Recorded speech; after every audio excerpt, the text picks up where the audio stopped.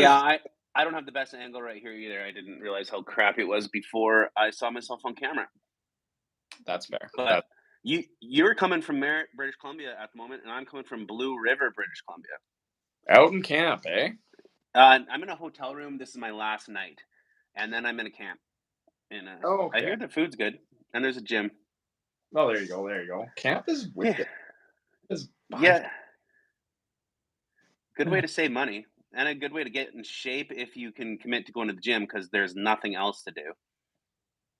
or you can eat. That was my problem. Is that like I could during camp I could just eat, and yeah.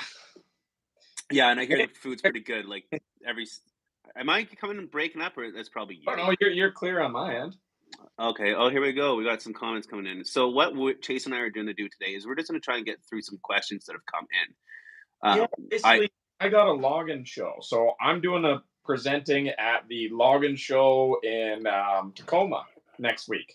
So we're hoping to do a few lives, get some people asking questions that help me kind of like answer questions because I've got to do an hour presentation and it's actually kind of made me nervous. So like the ones before me are like Caterpillar, John Deere, Weyerhaeuser, and then Edison, and it's like there's such high companies that I'm on that tier, and it's basically an hour presentation each, and I got about 20 minutes to describe what we do, what our trucks do, followed by some question and answer. So I would love to like hit me up with those questions, kind of get me some practice. All right, here's the first question. Can you talk about if you're going to do, man, I wish the comments stayed up longer. I kind of saw it. Are you going to do liquid coolant for your batteries and that? Yeah. Okay. So the things, actually the generator has liquid cooling. The batteries have liquid cooling. The drive motors have liquid cooling, and the rectification unit. So yeah, batteries, generator, rectifier, and drive motor all have liquid coolant. The reason the generator does, like a normal generator doesn't, but we went with like an IP68 rated generator, so it's not air cooled. So we do circulate glycol through that to cool that down. It we can also use that coolant to heat the batteries up in the wintertime. And right, and so not only is it to cool your batteries, but a huge part, especially being in Canada, is it's to warm the batteries. And you are gonna there's gonna be a heater on it when you're not in use and it's parked, so you're not gonna have issues like other electric vehicles do of just dying overnight because they're outside in the cold. Correct? That we heat the glycol, and that's what keeps the batteries warm. So it cools the batteries when they're hot, warms them up when they're cold. Are the batteries off the shelf or custom? They are off the shelf. We are doing off the shelf parts. We went to BYD, supplier for them. They sent us the batteries. Like we don't need to make our own battery thing. I wanted to go with, believe it or not, for this kind of high voltage vehicle, there is already a common battery pack. Like there's already an industry standard for these size battery packs. So we adopted that standard. That way, as the batteries improve, it's still you just swap out that packs with another off the shelf supplier. Like it is pretty simple. I'm gonna figure So out comments I for I, sure. I kind of got it here, Chase. So I have my desktop open behind my cell phone. I guess everyone to go live now together, it has to be on mobile. And when you go on mobile, the comments come so fast across your screen that you lose them. But Oh, right now, I have my desktop open and I can read them. I'm watching our live through my other YouTube oh, you account. hit the button. You can hit live chat and make all the things visible. Getting into different What? or fuel types. Yeah, you just hit the little comment button up on the top right corner, and then hit all comments visible. Well, Go ahead. damn. Good on you. Live chat. There we go. Oh man, we're Okay, dumb. You know, for a man. tech company, we are not very tech savvy. Okay. Let's see. Okay. Okay, go. Now I can answer some questions. Go. Go. A plan to partner with Cat. No, there's no official partnerships yet, other than like we're a supplier for Caterpillar finning. Like we supply light towers for them. That's as far as the partnering goes. Are the batteries off the shelf? Answer that one. Yes, they're off the shelf. We don't make custom things because that's dumb. Have you ever thought about getting into different powered fuel types? Actually, there's a company in Canada that makes hydrogen that wants to do a hydrogen truck. That's one of the cool things. Like, am I personally a huge fan of hydrogen? No, I think diesel's readily available. You're not changing a ton of industry. You have the mechanics to work on it. But that's a cool thing about being a pure like electric vehicle with its onboard charger. We can literally, if somebody wants it, It doesn't matter what the generator is. If they want a hydrogen generator, we drop in a hydrogen generator. The truck does not care.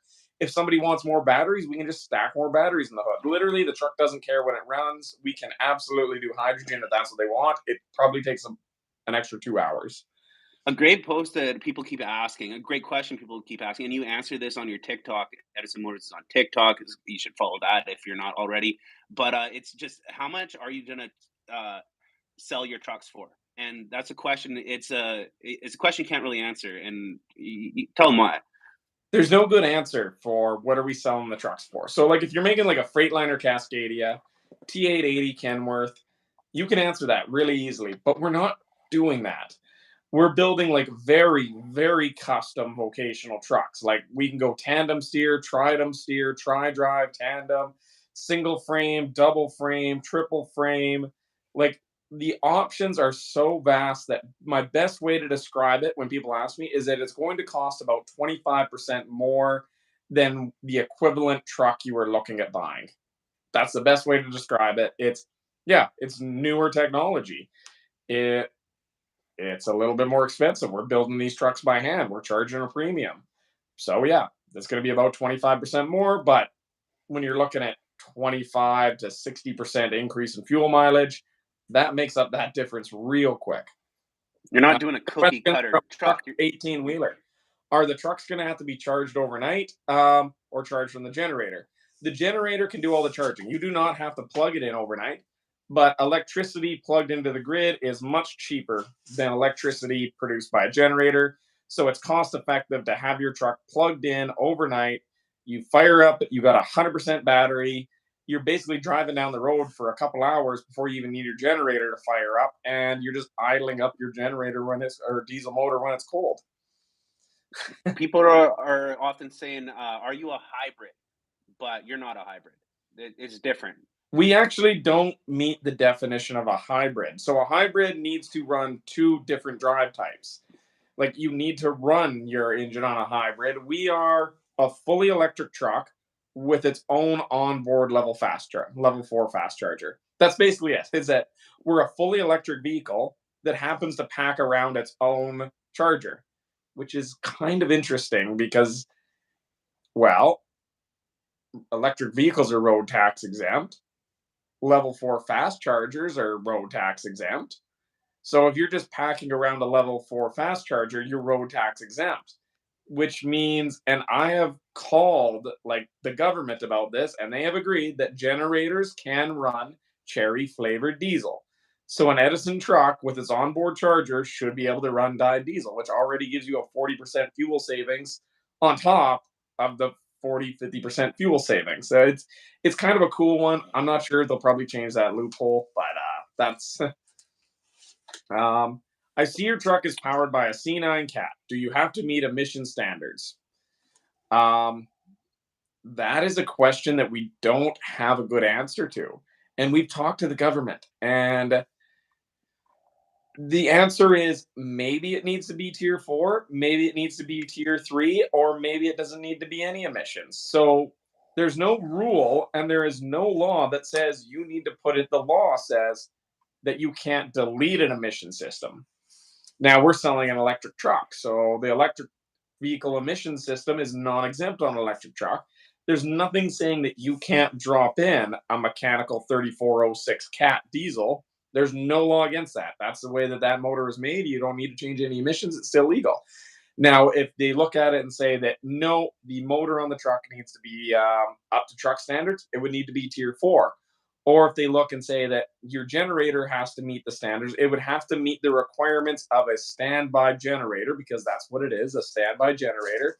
And standby generators need to be tier 3 emissions. They don't need DEF, but they do need EGR and the filter and all that.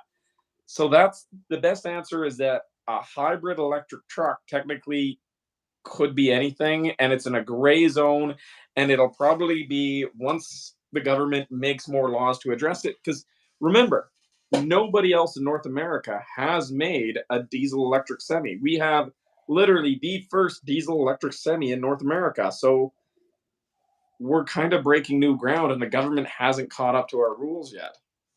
So someone just said, "What made you decide to do this?" And Chase has addressed that in a video that we produced. We sat down and Chase answered a whole bunch of questions. He told the story about where he came from, his background, and the whole story of how Edison Motors started. So if you guys want, just go through our videos, go back a bit. I can't remember exactly what it was called, but it's like an entry discussion about Chase's history and the beginning of Edison Motors. Basically, we started as a trucking company. That trucking company started hauling generators. Um, we started building our own classic semi trucks, and yeah, so therefore we're like, well, we're doing hybrid power systems and doing generator installs. We're building trucks. Why don't we build a hybrid truck? And it kind of just took off from there. It's a lot deeper than Oh, that, this is a but good watch question. the video. I'm in Ohio. Yeah, I really recommend people go that video. I'm in Ohio. We are a heavy hauling company. What's your estimated gross weight of the Edison truck? For example, we're pushing 11 axle combinations, pushing 154,000. So yeah, we're going to about 160 to roughly 200,000 pound gross weight. The maximum will be around 200, 220. We're specing this truck to run every day, so 150,000 pounds is just legal Canadian weight limit. So we're going about 25 to 40% above that. So yeah, you will have no problem moving 150,000 pounds with these trucks. Suck it, Tesla. You want to What read do some you cons- questions there? Yeah, Yeah. someone asked if you consider moving your truck. Your would you consider moving your truck factory to the old Western Star plant in Kelowna? Well, you are currently looking for locations, but it's not as easy to find as you think. You can't rent it because then someone has you by the hook, line, and sinker. But Yeah, that's the problem. Is it's super hard to find a shop. Like it's almost impossible to find industrial land in Canada. Nobody has a shop. Like the old Western Star plant has been, for the most part, torn down, stripped down, re-replaced. Other people own it. It's There's just no buildings sitting vacant in Canada you can move into, unfortunately. what will you consider selling your trucks outside of Canada, like to the U.S.? Yes, absolutely. I would love to be able to sell to the US. We do have to go through the Federal Motor Carrier Safety Association for the US. So it could still be like 2 years off before we can sell them there, but that is 100% on the plan is to compete in the US. We get a lot of questions on the retrofit kits, and that was kind of how the idea was kind of started to do retrofit kits. But is there any progress with that, or where is that in the plans? Is that still a plan? Oh yeah, yeah. No, we're absolutely going to do retrofit kits. And retrofits is another thing is that the truck needs to meet the emission standards of the year the truck was built. If that answers that question on doing emissions. Yeah, he was asking about getting around emission standards. So it depends on what year the truck was built. If you did like a 1960 truck, you're fine. But if you did a 2023, you're not fine. Oh, Uh, Trucking 18 Wheeler says that he likes that we show the steps. And yes, so we're building the first production truck, parts are arriving. I'm a firm believer in showing every single step of the build progress, showing everything that went into these trucks. Like I want to show every single component that goes into the truck, explain what it does, explain how to install it, how to service it, how to fix it, because I'm tired of all these EV companies. They or all these truck manufacturers, and they make an electric semi truck and they hide everything. They don't want to show you what the parts are. They don't want you to fix it. They don't want you to service it. I don't believe in that. I think you should show absolutely everybody everything. And you know why they do it? Electricity is actually not complicated. They're trying to make it seem like it's this magical thing. But really, like anybody that's worked with 12-volt wires, they're like 12-volt fuses, connectors, contactors. It's just higher version voltage of the same thing. It's pretty simple. There's no special sauce. And that's the thing is like it's a DC battery, it's a power rectification unit, turn the DC into AC, and then an AC drive motor that gets hooked to a thing that tells it how fast to spin the motor. Like that's it. It's a very simple thing. They're trying to not tell people this because of how simple it is. I'm a firm believer in that. Yeah, and like they don't want you to be able to fix it, like you said, but you guys are building it literally in your backyard, and you're making it so that when you have to fix it, any mechanic will be able to go out and fix it in the backyard No, in the not any woods. mechanic. So I do have to correct that.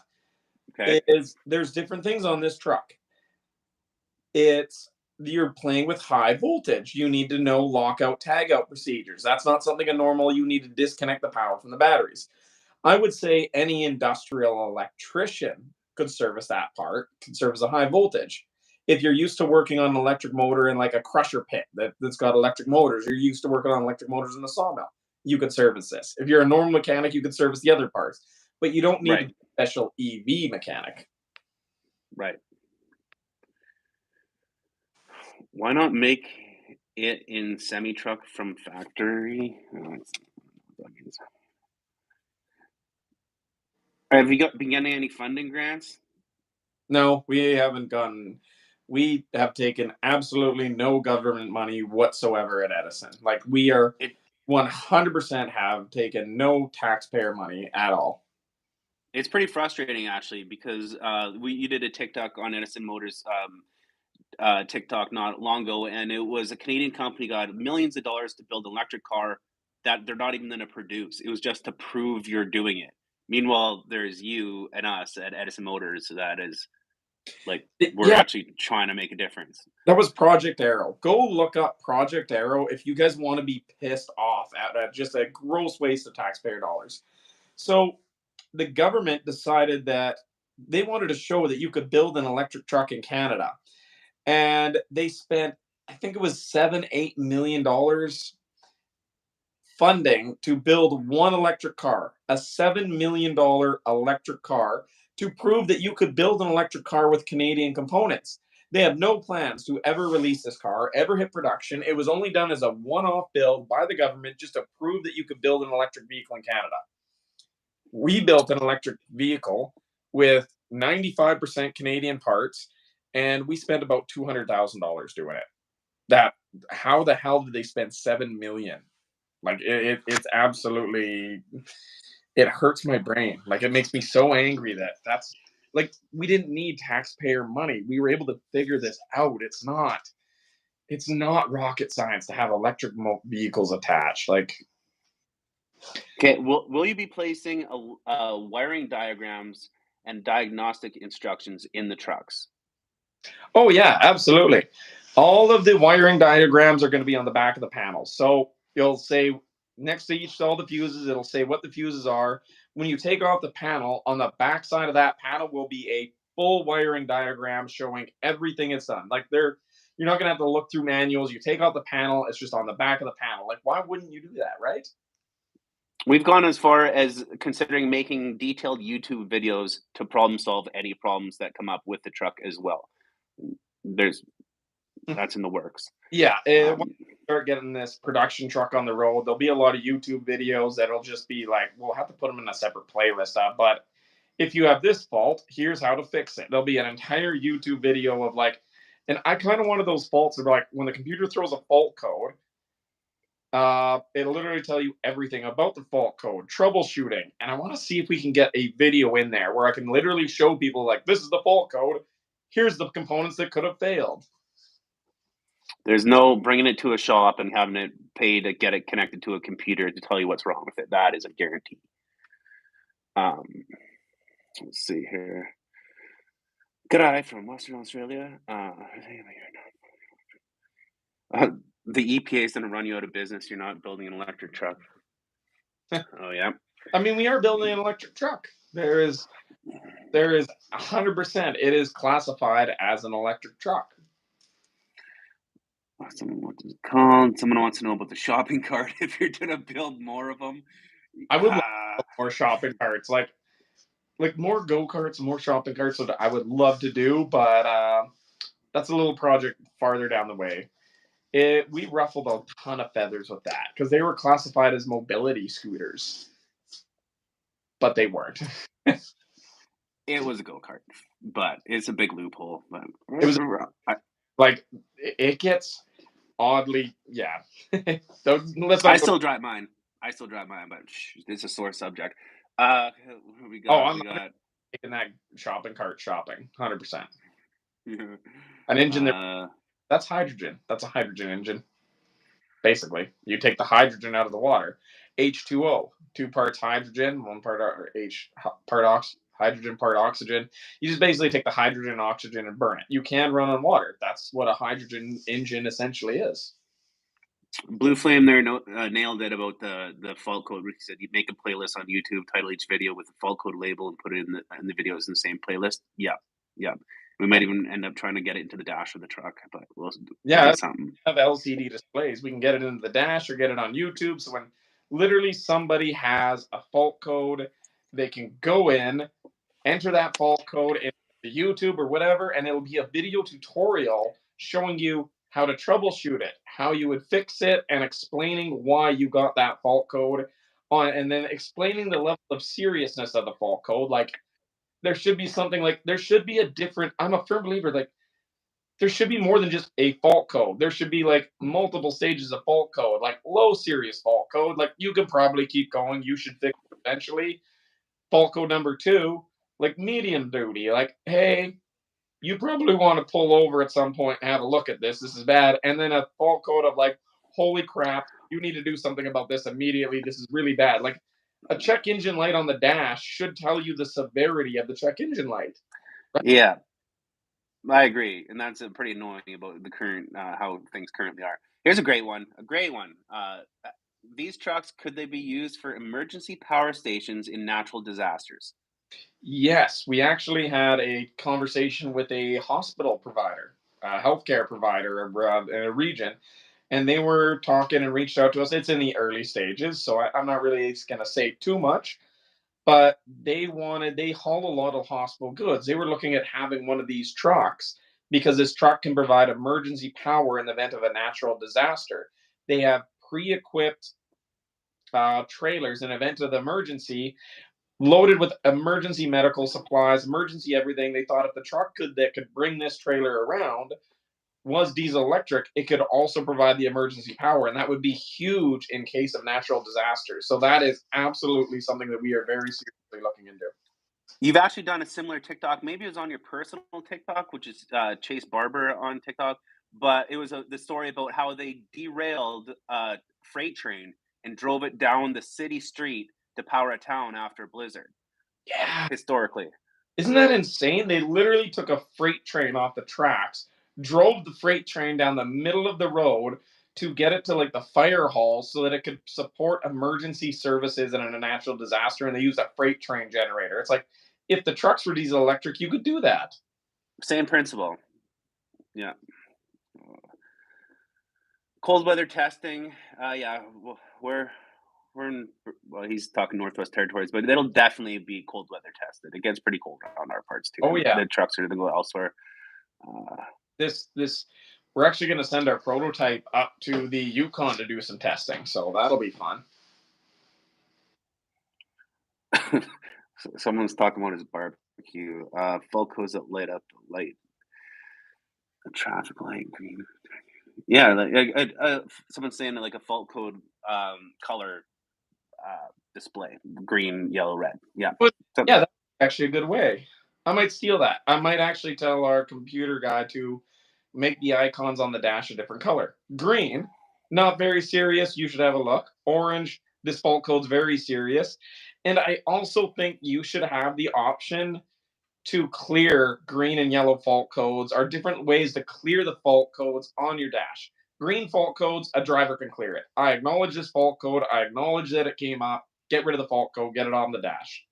Yellow, a mechanic or something. You could have like a password or something like that. Yellow and red, you just need to enter the password you have from the mechanic to clear the fault code. Like a mechanic or a shop manager can be like, okay, I know that fault code. I'm okay with it. You can erase it now, delete it. If it comes back, we'll see. Like, why do you need to have to spend $300 just for a technician to hook up a computer and then they're like, oh, I cleared the fault codes. We'll see if they come back. That's $300, please. okay, Alex Walker's asking another temperature-related question. Would regulated short circuiting for immediate battery heating be able to solve the inability to charge lithium ion phosphate batteries below freezing temps? He supposes that warming battery uses very little energy if done efficiently. I mean, So, Yeah, you could regulate short circuit to warm them at below freezing, but honestly, because we're kind of hybrid, well, what we've done is there's two different ways. One has heating via the glycol. Basically, you run a Wabasso diesel heater, heat the glycol, circulate that glycol. The other way is that the batteries that we've ordered have a heating pad on the bottom. So you plug the batteries in, it has an automatic sensor in the BMS, the battery management system. Once it gets to like 5 degrees, it'll turn on, it'll start warming it until those batteries are at 10 degrees. So, I mean, you can't charge a battery below 0 degrees. That a lithium battery will not charge, so it'll stop it from getting there. When you're running it, it'll keep itself warm. And if that's not enough, the diesel glycol heater will heat up and give it a little bit of extra. So when you're in that 40 below, you'll be all right. Someone just commented, so what should we do about the right repair and disposable transmissions? So that is in relation to your Detroit diesel reel, which Chase doesn't know this. He doesn't do day to day in the YouTube reels, but I posted that one prematurely and it came out yesterday and it got a ton of views right away. It's actually probably going to get to be one of the more viral. It's hard to judge a YouTube reel because it doesn't just hit right away, but we did get a lot of views more than regularly in a very short time, and now it's on pause. But bet in a week or two that's going to go pretty big. So Chase went to Con Expo and Oh, checked out the new diesel transmissions, yeah. Detroit diesel What transmissions. do we do with them? Honestly, stop buying them. Don't buy them. Like, there's enough people rebuilding transmissions. Like, there's transmission rebuild shops all over the place. Keep buying reman transmissions. Refuse to buy a $40,000 transmission that you can't fix. Just straight up say no. So if anyone hasn't seen the reel, I suggest checking out. It's one of the recently posted one, but Detroit Diesel made a transmission that's unserviceable. Even if you have just a little gear gone, they say you need a like a $4.5 million machine to service it and just to buy a new transmission. That's how they're doing it too with right to repair. So if anyone's following right to repair, the Supreme Court in the US ruled that you can't just lock that you need to be able to let people repair it. You can't just tell them that they can't repair their vehicles because places it was John Deere and John Deere was straight up telling farmers, nope, you can't change the oil on the tractor. If you even change the oil on your own tractor, it won't run. It'll sense that it had low oil. You didn't enter the fault code. You didn't pay the $300 to us. It won't run. And they rule that you can't do that anymore. You can't just lock it out. So what they've done though is that you can see these businesses to get around that, they're requiring specialized tools. So in the case of that Detroit transmission, they went and they require special tools now. You can't open it, you can't change it unless you buy their special tool. By the way, their special tool is $3 million.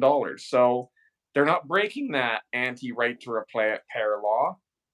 They just found a clever loophole around it, and they're still doing the same shit.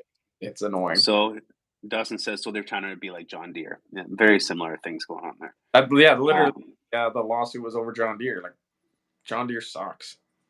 Here's another comment. Maybe this Dustin McDonald said, but have you heard of Janus trucks, the fully electric trucks of Yeah, Australia? We just did a post. battery I did. swap. And they want the basic thing on Janus trucks is that they want charging stations that are going to have multiple trucks that you can pull in. You spend 30 minutes and or they say it's going to be 15 minutes. It's not. I know how long it takes to actually do batteries. But you're going to take the old battery out, put a fresh battery in, send you on their way. Now, there is major issues that I feel like people aren't talking about because they don't understand the grid. Like, I love the idea of just being able to swap batteries. You're like, oh, it takes as long to fill up a truck as it does to swap the batteries. Except every time you disconnect those batteries, you wear them out a little bit. You're talking massive high voltage that you are constantly disconnecting, reconnecting. And like, what happens if people hook those up wrong, plug the wrong wires in? Yeah, you could have specialized roto thing, but even let's say you could get that done. Number one, these batteries weigh on an electric truck, a fully electric truck, the batteries weigh 20,000 pounds. You tell me in your right mind. Now, on top of that 20,000 pound weight of batteries, you have coolant lines to keep the batteries warm or to keep the batteries cool. You have your high voltage lines, multiple running off of it. Then you have, yeah, BMS lines, and there can be over 100. Each little cell has its own wire, and you need to disconnect and reconnect battery management systems into all those cells and all the things. So you would have to disconnect and reconnect at least 10, 15 different lines to do a massive battery swap. That's going to take a lot of time. I don't believe that you can lift 20,000 pounds and disconnect all those wires in 15 to 30 minutes. But let's say they could. Let's say that we can get around that problem of battery swapping. Now you're going to have one giant warehouse full of lithium batteries servicing hundreds of trucks, if not like multiple hundreds of trucks. Like you think about how many trucks hit up a big truck stop for fuel in a day.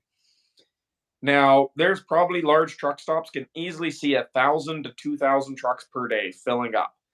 That is at least 2,000 batteries they need to carry at 1 megawatt each. Like, do the math, it gets into insane numbers of gigawatts of power.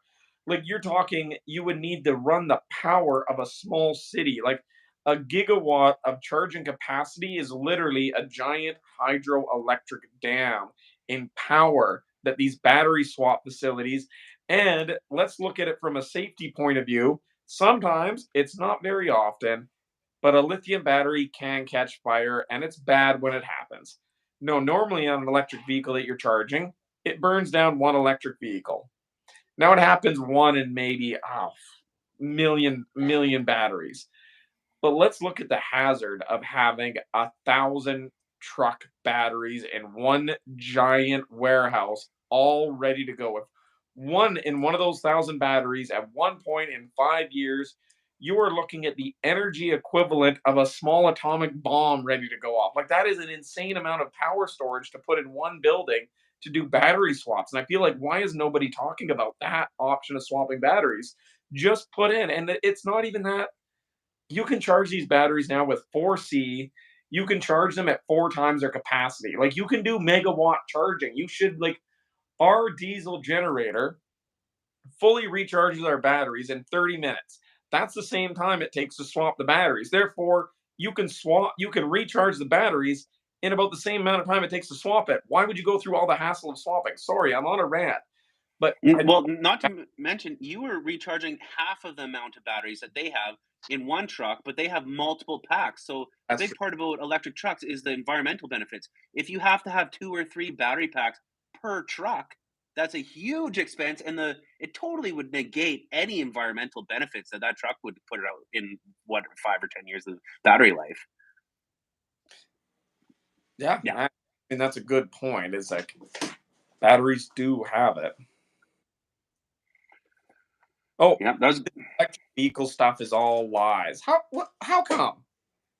Well, I mean, why is all the electric vehicle stuff lies? Like I'd like to know that, Dustin. I always hear that all the time. Electric vehicles suck. Electric vehicles don't make sense.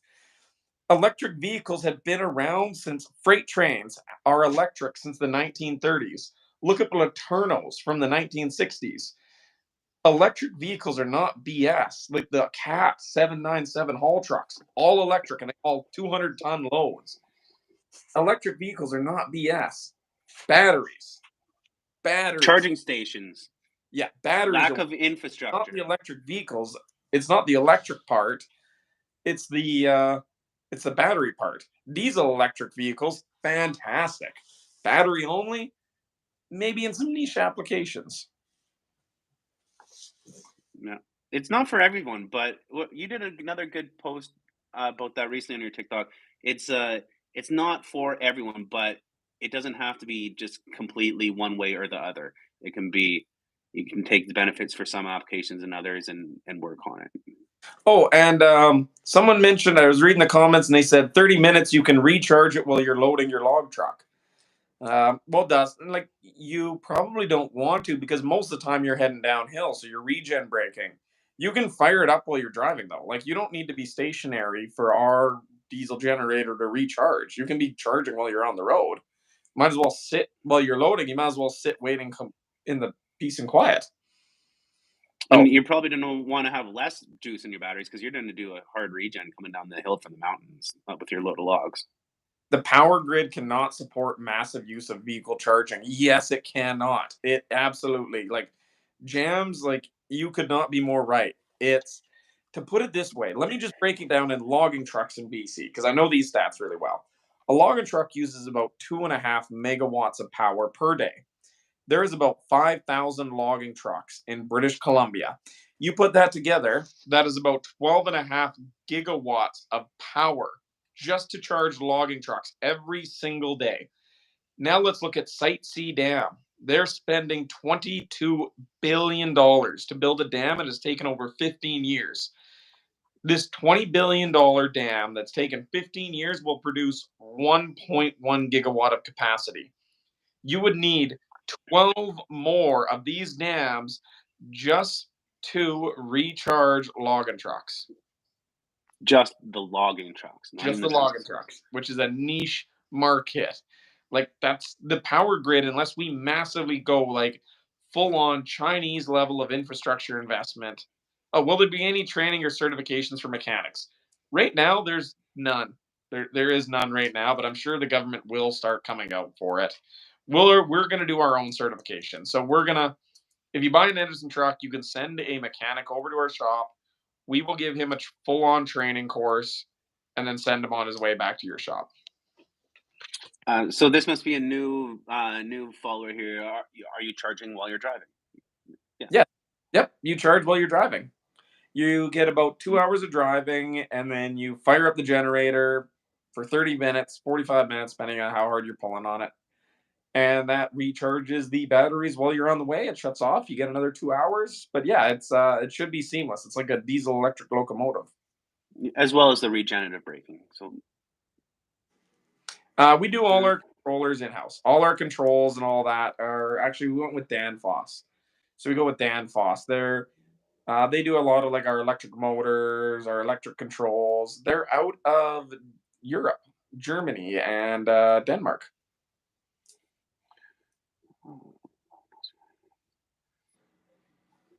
Have you received any kind of legal threats, war affecting sales of large man? No, no, we've actually had no legal threats against us. I mean, we're doing our own thing. We're following the law. We're doing it by the books. There's nothing they can get us on.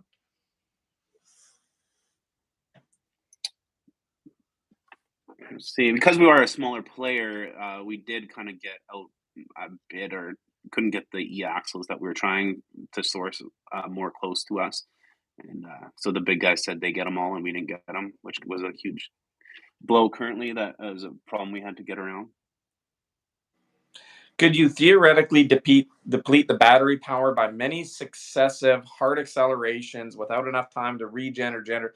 Yes, theoretically you could. If you really, really wanted to pull maximum power out of the batteries all the time with no regen, you can deplete those batteries. And you could deplete them doing it really hard. You could deplete those batteries in 30 minutes and the generator, or you could actually deplete them in like 20 minutes and not have the generator keep up. If you run to your batteries to fully depleted, you will only have the power available of the diesel generator. So your truck will only have 450 horsepower. If you deplete your batteries, you don't get the full 1,000 horsepower of it. You get 400 horsepower. So you get derated essentially. If you abuse your batteries and drive not thinking about it, you're going to derate. There's nothing we can do about it. It's physics. Yeah, the BMS should prevent it from happening, but there is a thing that, yeah, the BMS will stop you from depleting at a certain point, like in going down to, and it cuts it off. The BMS will say you have a preset limit. The battery cannot go lower than that limit. It will cut it off. And when it does cut that off, you run off the purely generator power. The generator, it has a little shunt in front of the batteries, and if you're taking power, the power goes from the battery or the generator. It's AC power out of the generator. It gets cleaned up, goes directly into the drive motors, and then extra power goes to recharge the batteries. So if you have nothing in your batteries to give, you will only have the generator power. If that makes sense. Someone just said they love that your glass windshield video. So I put up Yeah. the reel that you talked about. Have you checked that out? Oh, The comments are just blowing up. It's got over 1 million views now. wow. Um, Awesome. yeah, oh yeah, it's I one of mean, glass is our 100% the way to go. I'm a firm so black glass works. people are saying, oh, okay, the reason that they do it is for the structurability of the windshield, so things bounce off it better, and that's a huge comment. And then I there was another video that went along with it that some people didn't see. Um, but it's not about the structure of the window. Like you can just make thicker glass. You don't need to. They're like, oh, it's curved because a curved glass can deflect things better. But even in the deflection, you can still get a rock chip. What you do is you just make thicker glass, and that holds up better. Like, just go with a slightly thicker glass. Now they make it curved and they make it super light, and they say, oh, it's structure. No, it's not. You just got away with making a thinner windshield. Therefore, you use less glass. Therefore, you cut your production cost of that glass a little bit more. And also, now you only have to buy our specific window. Haha. that we're going to change the shape on every single year, so you can't buy the same window for every one of your vehicles too. Yeah. They could have a curved glass that was more diverse between models. Yeah. And yes, the BMS will automatically start and stop the generator. There is two ways that our truck works.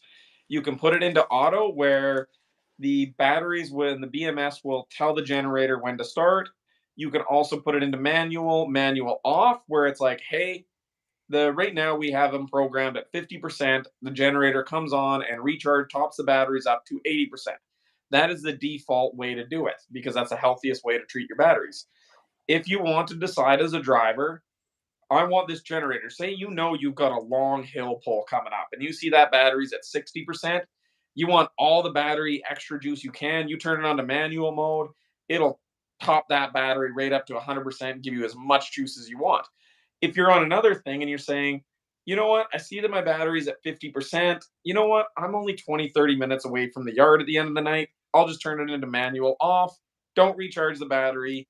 And then it has another setting in the truck where at 20%, there's going to be a hard decision. And you can program it based on a customer. Is like at 20%, if you have it in manual off, do you want it to kill the truck, have dead batteries, or at do you want it to then fire up the generator? It's going to do something at 20%. What do you want it to do? But we're letting the Um, decide that. how many of you people that are in here are new followers from YouTube, and how many came over from another platform? Oh, I'll be We're we're noticing there's a lot. It seems like we have a lot of really new people. what RPM you running at? Generator's running at 1700 RPM, and it just stays at 1 RPM constantly. It fires up, it revs up, it stays right there, it chugs along, so it's always at peak RPM. You always have maximum turbo boost. It's always the most efficient. Check that out, Chase. What? YouTube. I'm new as a week ago. No. YouTube. Saw the first short a week ago. YouTube new. Okay, all right. This is awesome. So to give you guys a little background, I should throw that up on YouTube. I've got to go do a big conference. It's a big logging conference to talk about electric logging trucks. And personally, I'm relatively nervous. I've never talked in front of a live, like in person live group where there's going to be hundreds of people in the audience listening to me. So we're having these lives right now. I'm hoping you guys ask me as many questions as I can that could come up. And the fact that, like, if you guys are new and you haven't been following along for the last year, that's perfect. You're coming in fresh. You know exactly the questions the audience are going to answer, and I'm really like appreciating. Oh yeah, thanks for the Flowdraulic hat. Flowdraulic actually did our control system for the truck. We hired them out, and they did all the programming. The reason why we went with them is Flowdraulic makes a lot for people that don't know about Flowdraulic. It's actually a really cool niche company, but they do all the chassis integration. So if you make like a cement mixer or a crane truck and you need that crane truck to be mounted onto a Kenworth, Flowdraulic are the ones that set up all those hydraulics. They mount it, they connect it into the truck. They have everything on those like control units, hydraulics. So we actually went to them and said, "Hey, we want to do some vocational trucks. We want we want these trucks to be crane trucks." how do we make sure that this computer programming can work super easy? Because normally you would have two different ECMs. You would have, let's say, on a concrete mixer, the concrete mixer has an ECM, the truck has an ECM, and they don't communicate. Like, or a snowplow. Snowplow is a prime example because we're talking about building a snowplow right now. The snowplow doesn't know what the truck's doing, and the truck doesn't know what the snowplow is doing. Now, because of the way Flowdraulic set it up, as soon as you put the snowplow in, you grab one wire, you plug that one wire into the ECM of the truck one, and immediately the truck knows it's a snowplow. It knows all the software that is on that snowplow system. It knows what you're doing. It is such an incredibly efficient way to install it. There's no afterthought anymore. Any of you guys out here that run vocational trucks, you know that they Kenworth, all the big OEMs, Freightliner, whatever, they make trucks for the highway truckers. They don't make trucks for vocational use. They don't make gravel trucks, cement trucks anymore. Like they're not making it for that. So that's what we're doing. That's why we wanted these controls with Flowdraulic. Yeah, okay. Back to the retrofit kit is a huge, it's a really common question. We just had again. Are you planning on selling them? What is like the time frame? They asked, are you planning on selling them soon? But what kind of time frame are we looking at? And Okay, so the time frame right now, we finished up the prototype. We did some testing, dyno load testing, driving around. We re-engineered the production version, and right now we are just laying the frame rails of the production truck down in the shop, putting it together, and we are doing the first 5 truck sales. So we partnered with a few different companies, partnering with a couple more, and we're going to build these first trucks, test them out in different applications. Once they've been tested, then we will start the retrofit and main truck sales. someone's asking about Prince George show resource February, March, April, May. May. You when did you say your show down in the States was here? It was this month, a Next, couple weeks. Next next, week. yeah, I don't Okay, yeah. make the Prince George show, unfortunately. What's the show in Vancouver we're going to? There's a big EV show in Vancouver. We'll probably be there, and that's during the Brigade Days weekend, I believe, right? Yeah, So that was a tough call. Okay, for all you new people that have just joined who do not exactly know, I'm gonna toot Chase's horn here. Chase is actually Canada's highest followed Canadian truck driver on social media. That's kind of how uh, he ended up getting the who though? This guy is part. the most followed Canadian truck driver. Who me? Yeah. Yeah, yeah. That's right, and we actually live in towns apart, and we became friends. And then I started volunteering with the company, and then they liked what I was doing, brought me on. Chase is also from the TV show Highway Through Hell. He was on There, Highway Through Hell there, you know, and yeah, this I was from like a this, logging TV show. if anyone's wondering what Edison Motors is or what it was started by, it was literally a truck manufacturing company started by a bunch of truck drivers. A bunch of truck drivers got together with a bunch of mechanical and some electrical engineers and a bunch of mechanics and basically sat around and be like, well, truck drivers and mechanics and Eric, we have Eric as our electrical engineer. Who's awesome. Oh, fantastic. The guy is brilliant. He is a genius. I consider him like my dad. He's like 20 something. Like half your age. Yeah. No, yeah, it's Edison Motors is there was Ted, he was the most followed truck driver in the US on social media. We all connected with social media and we all got so tired of the way electric vehicles were going, a way that the truck manufacturing industry was going. They said, screw it, we'll just start building our own trucks, and it's kind of taken off. Thoughts on a short chassis cab truck. So it kind of answered it. You'll do custom trucks. That's what we're doing.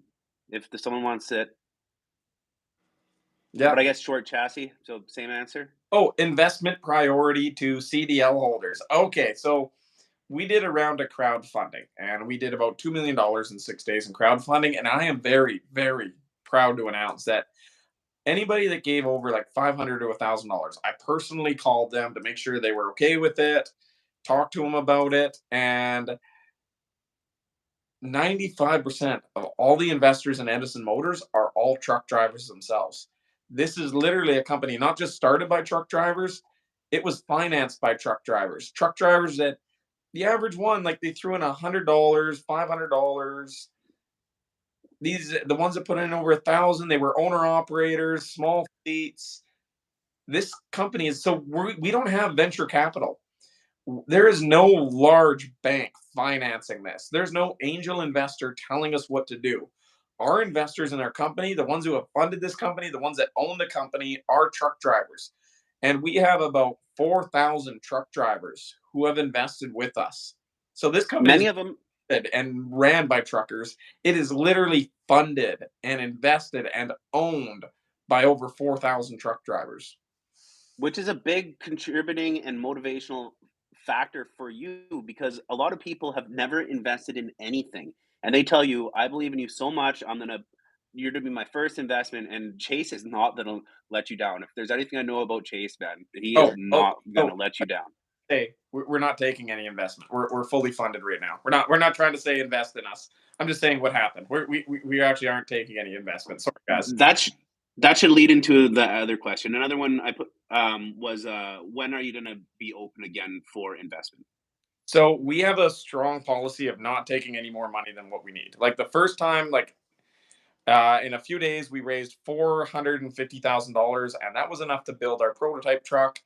The next one we just raised 1.5 something million, and that was enough to build the next truck and get the shop going, get all the engineer, get all the safety testing, and that's all we needed. We only take what we need. Once we build this next truck in the summer, the first production truck, we're going to need to look at tooling up a shop to build a lot more of these. That's when we'll be looking for investment again. It won't be until towards the end of summer, fall. I we just If that. we want to run lean. I'm a firm like I'll be honest, like I don't know how much I can really say, no names, but there wasn't like an investor that wanted to give Edison $30 million, and we told him no. Like like too many of these tech companies get a ton of money. They get absolutely ridiculous with money. They don't know how to spend it. They don't know what to do with it, and the company just wastes money. Like if you have 30 million, you'll spend it. We don't want that because we want to focus on building a truck affordably. Like, what's the point in building a truck for $30 million?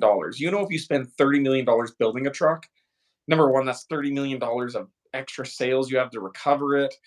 But that means that your truck costs 30 million. How do you sell that? Like, this makes sense, right? Yeah, you were just in Con Expo and took the bus, the city public transport. Like this guy is um Oh, we're uh thrifty. he is not wasting the money that people donated, I'll tell you that. If he can pay a $2 bus fare instead of a 50, $60 Uber to go 8 blocks, 10 blocks, he's taking the bus And everybody else, hotel over walking. $350 a night. I went down there. I got the cheapest flight because I flew at midnight on a Sunday. It sucked, but I saved $500 on that. I took the bus to get to Con Expo because the Ubers and the taxis were all like $50, $60 premium surcharge. There was like 240,000 people. So we just took the bus and walked like 4 or 5 kilometers. And then instead of spending $300 at a hotel, 350 US, we got an Airbnb for $60 because it was in the ghetto.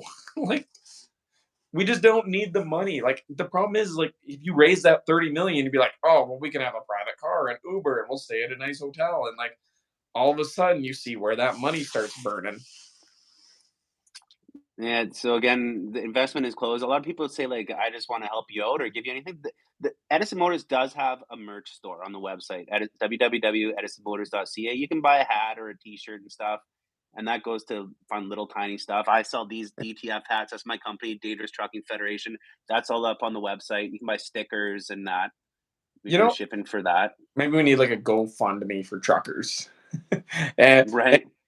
anybody that funds $100 gets a guaranteed test drive of the Edison truck. I don't know how to to do that, but Where are we located? Merritt, British Columbia. And what are some weather constraints? We're in Merritt, British Columbia. We're the center of the highway through hell. There's a lot of weather constraints. You we go from plus 40 to minus 40. A lot of people think Canada's cold. So, fun fact about the area we live in is that we regularly hit 40 below zero. That is cold. And we also hit hot temperatures. If you look up Lytton. It's the town that's right next to us. It has the world's record for the hottest temperature in Canada. The only place hotter in North America was achieved once. There was one record temperature above us by Death Valley, California. In Fair, we hit 50 over 50 degrees Celsius, which is about 125 degrees Fahrenheit. Like we test our trucks in extreme weather. Both extremes, hot and cold. Is merch available worldwide? Yes, we ship anywhere. We've had some really cool places you'd never guessed we ship to. I do the shipping, and so I'm actually in camp right now. So your stuff gets shipped on weekends. It's not like that day. It'll be on the weekend when I get home out of camp. But we ship anywhere. Yeah. Um, would you consider conversion for straight trucks? We do conversion kits for straight trucks already, like single axle trucks. Pickups, we are working on that. That is in the skunk works. It is a relatively secret project. There's 72 of you in here. That is in the works. Don't expect it for about a year and a half, but I want to do an axle swap on. We're just doing some engineering right now. But if you have an old, like, just straight axle, straight front axle truck, basically what I'm thinking, battery pack goes in where the toolbox is. You put in e-axles on the front and the rear for constant 100% four-wheel drive. You pull out the motor and you swap in a tiny generator, like a 4-liter generator. And I think that would be a wicked, wicked way to swap out a bunch of old pickups. But that's totally like a project that's in the background and kind of just a fun one for now. But I'd love to take a bunch of like 60s trucks. It would have new brakes, new electric motors, everything on it would be like a new drivetrain on a sweet old like 70s Dodge, 80s Dodge, 80s square body shed. Like that would be right. Cool. Sign me up. Oh, right on to Wasson. Right on. Yeah. Pickle Lake is cold. Yeah. Say turbine generators. I don't like turbines. Turbines are more efficient. The problem is turbines are really loud. Go look up when Chevy tried to put turbine in their truck. Super loud. Even if you can adjust for the quietness, there's nobody to work on turbines. The problem is like you want a turbine mechanic, a diesel mechanic you can find in any small town across the entire world. Try and find a turbine mechanic in a small town in Canada. And if you do find a turbine mechanic, good luck paying that bill. That's the biggest problem with turbines. They're more efficient. Everything everything works better on turbines except the people that work on the turbines. All right. Should we Well, just do a couple more questions here? You got to yeah, go. let's do two questions and then I'm gonna head to bed because I just got back from Edmonton doing a sales meeting. That was a super long day. We hauled a bunch of steel out to a site. Like I need a shower and I need a good sleep at this point. But I really appreciate everybody coming in here and asking these questions. Like I said, I'm practicing. I have 1 week to prepare for a live performance in front of hundreds of people. So thank you for this, and hopefully you can join me a few more times this week in the afternoon, and we can get shooting a little bit more. Thanks. Anyways, I am gonna run. Thanks for coming in, Theron. Thanks for helping ask the questions, answering. Yeah, we're gonna do this more often, more frequently, guys. We're YouTube's growing, and as you can see, a lot of you guys are just finding us now, and this is a great way to learn and for us to learn what people are wondering. So, thank you for joining us. Thanks, Yeah, everyone. I really appreciate it. yeah. All right, out of here.